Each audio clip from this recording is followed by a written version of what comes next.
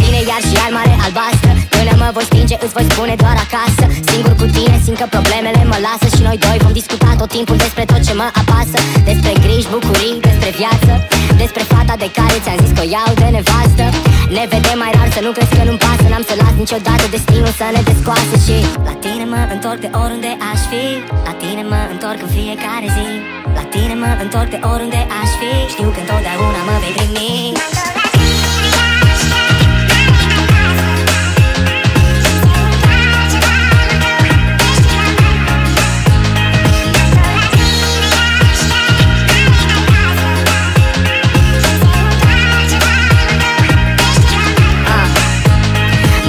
Din nou la tine, chiar dacă nu e vacanță, chiar dacă e toamnă sau iarnă, chiar dacă ceața e deasă. Doar trebuie să aud valul, să îți simt un pic gripul. Îmi bate inima pe beat-ul tău, e simplu. Ca orice om crescut la malul tău. Când sunt departe, dragă, știi că-mi pare tare rău. Dar te visez și nu am cum să nu iau ca pe un semn. Am să las totul baltă și am să mă urc în primul tren. La tine mă întorc de oriunde aș fi.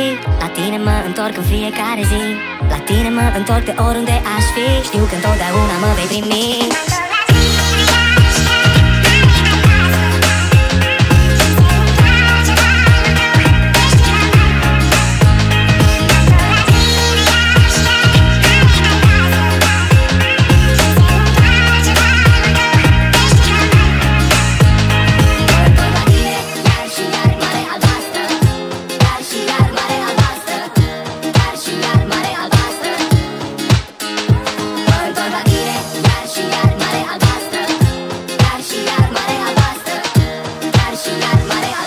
Știu că întotdeauna mă vei primi.